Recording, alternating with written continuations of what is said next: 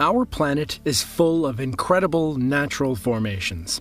Everything from Mount Everest to the Grand Canyon speaks to how amazing Earth can be. However, take a minute to stop and think about some of the amazing things humans have built. Skyscrapers, dams, monuments.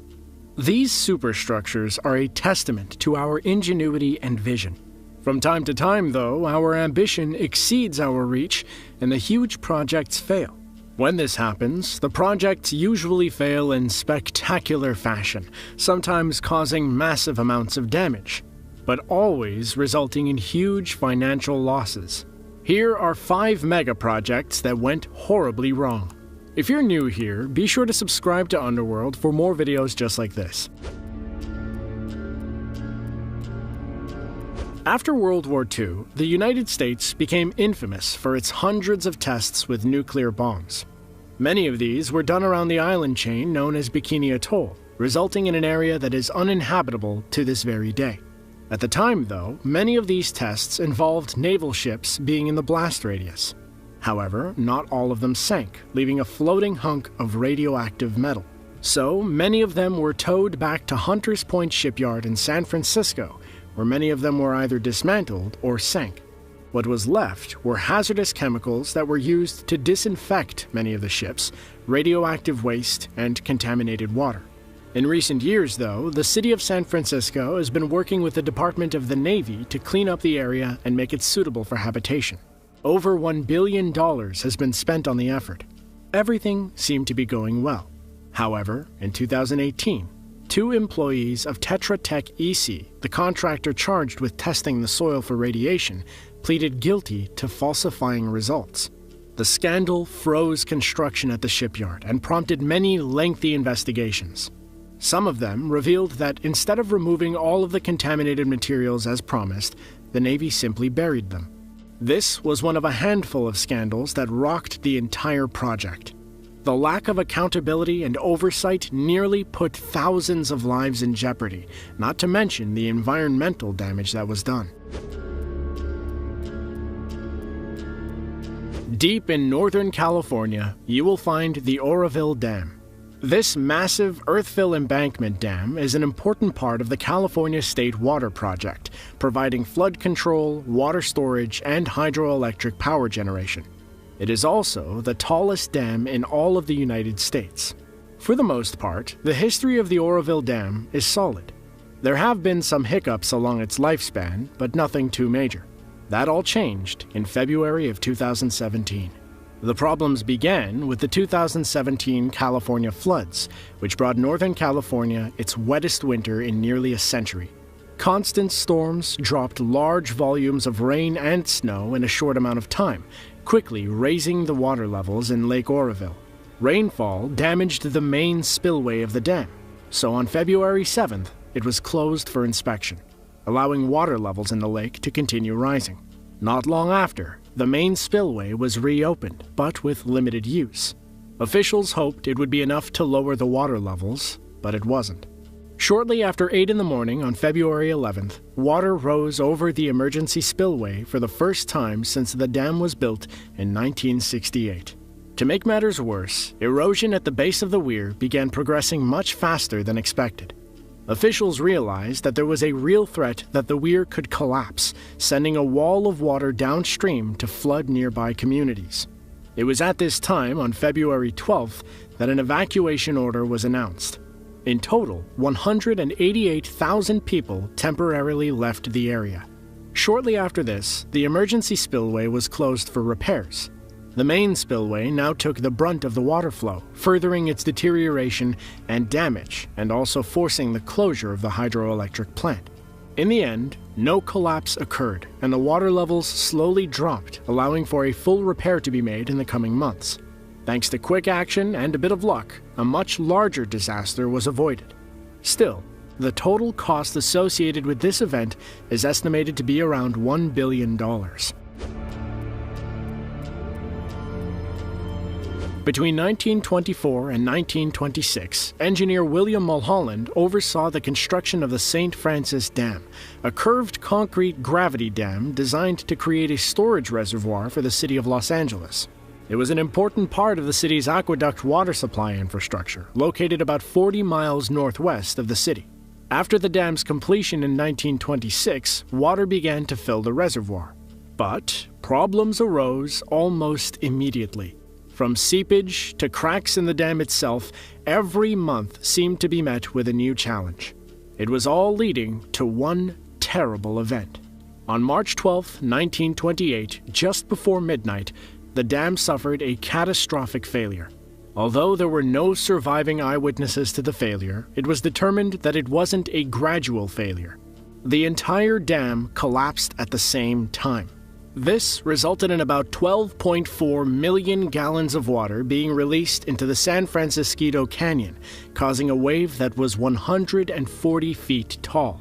This wave was incredibly powerful, destroying everything in its path.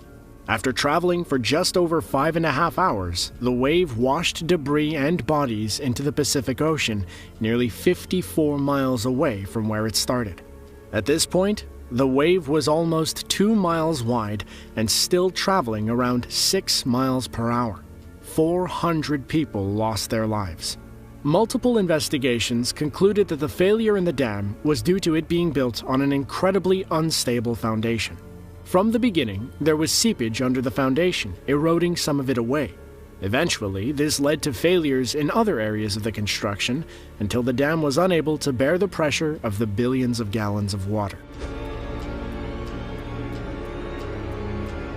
In the early 2000s, the European economy was booming. Southern Europe was especially on its way to an economically prosperous season, which meant expansion. This expansion made it possible for construction projects to get easy funding. However, in the mid-2000s, the financial crisis hit. Demand waned for both travel and infrastructure investments, leaving some of the most grand and ambitious construction projects totally abandoned. This was the case for the Ciudad Real airport in Spain, which reportedly cost over 1 billion euros to construct. The original plan was for the airport to take excess traffic away from the Madrid-Barajas airport. However, there was one immediate problem. The airport was built too far away from the city. At 150 miles south of Madrid, few people were interested to travel so far for a flight. This was an incredibly surprising fact, as at the time, there were many low-cost airlines that were working to keep costs down by serving secondary airports. However, the Ciudad Real was a bit too remote to properly attract people. In total, the expensive airport was only open for a total of 3 years and saw flights from only 2 airlines, Ryanair and Vueling, with the latter having its flights subsidized by the government. It eventually had to close its doors. Now, the massive building remains abandoned, yet is still racking up costs. It has fallen into a state of disrepair, with workers even having to paint large yellow crosses over the crumbling runway so pilots know the airfield was abandoned.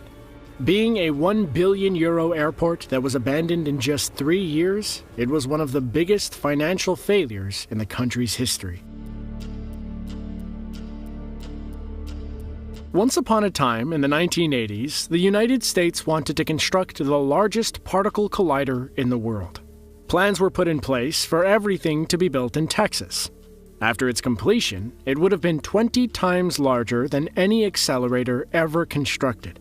It would even have been larger than the CERN laboratory in Geneva, Switzerland, where the Large Hadron Collider is. We use the term would have been because in October of 1993, the project was abandoned.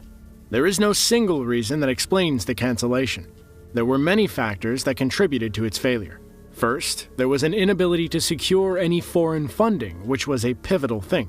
Second, the cost of the project had nearly tripled from the original estimates in the middle of a national recession and political insistence on controlling government spending.